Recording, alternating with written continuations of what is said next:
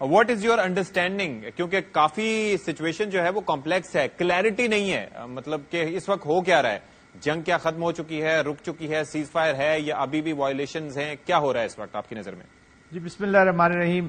اشفاق صاحب، پہلے تو I think region should be lucky, should feel lucky کہ یہ کم از کم اس پہ جنگ کو روکا گیا ہے.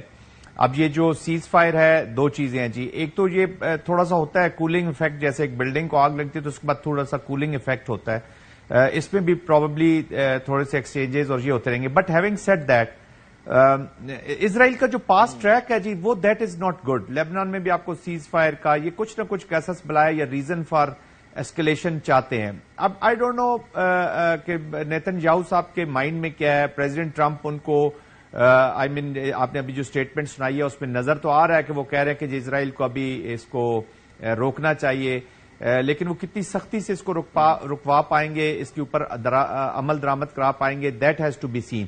بٹ ہیونگ یہ سارے کو اگر آپ اینالائز کرتے ہیں، پہلے یہ دیکھنا ہوگا کہ why we have reach to the ceasefire جی، دیٹ از مور امپورٹنٹ. اس کے جو ریزنز ہوتے ہیں وہ پھر تھوڑا سا ضرور آگے آپ کو گائیڈ کرتے ہیں یا اشارہ کرتے ہیں کہ یہ سیز فائر کتنا مستقل ہے، کتنا دیر پا ثابت ہوگا. I think three of the participating جو رہے ہیں، امریکہ، اسرائیل اور ایران، اس ایکسچینجز کے بیچ میں تینوں کے جو آگے ٹارگٹس ہیں یا جو ان کے اوپر جو پریشر ہے to get out of this, تینوں کے اوپر تقریباً ایک جیسا ہی ہے. امریکہ کے اوپر انٹرنل تنقید بہت شروع ہو گئی تھی پریزیڈنٹ ٹرمپ کے اوپر، اور وہ اپنا ایک امپیکٹ ڈال کے اپنا ایک ویپن بھی یوز کر لیا، نیوکلیئر سائٹ بھی ختم کر دی. جو بھی ہے وہ کلیم بھی کر رہے ہیں اور کہہ رہے ہیں اگر اس کے فنکشنل ہونے کی کوئی خبریں آ رہی ہے تو وہ فیک ہیں، وہ کل سے یہ کہہ رہے تھے. بٹ اینی ویز اب تو وہ سیریسلی انہوں نے کلیم کر دیا جی اس کی تباہی ہم نے کر دی ہے.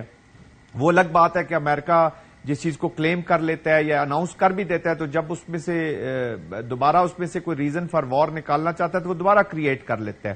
وہ کئی دفعہ ہم دیکھتے ہیں کہ جج بھی خود ہوتے ہیں، ایگزیکیوشنس بھی خود ہوتے ہیں اور جیوری بھی سارا وہ خود ہی کر رہے ہیں. بٹ اینی ویز دیکھو تینوں کے انٹرسٹ اسی میں تھا کہ اس کو روک دیا جائے. اسرائیل کی بھی جو اسٹریٹجک پیشنس تھی یا جو پین کی جو اسٹریٹجک لیول ہے وہ اب تھوڑا سا شارٹ ہو رہا تھا جی. وہ زیادہ اب انفلکٹ نہیں کروا رہے تھے.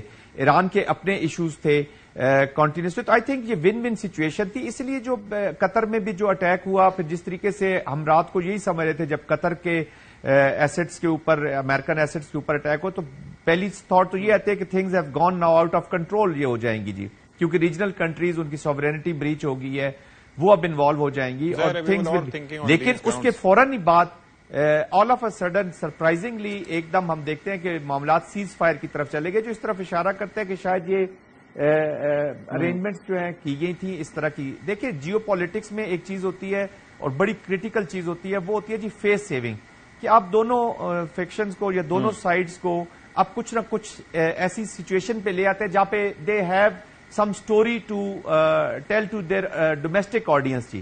ایران کے جو بھی وہ کلیم کریں گے، اسرائیل اپنے کلیم کر رہا ہے، امریکہ اپنے کلیم کر رہا ہے، تو یہ this is mostly for the domestic audience.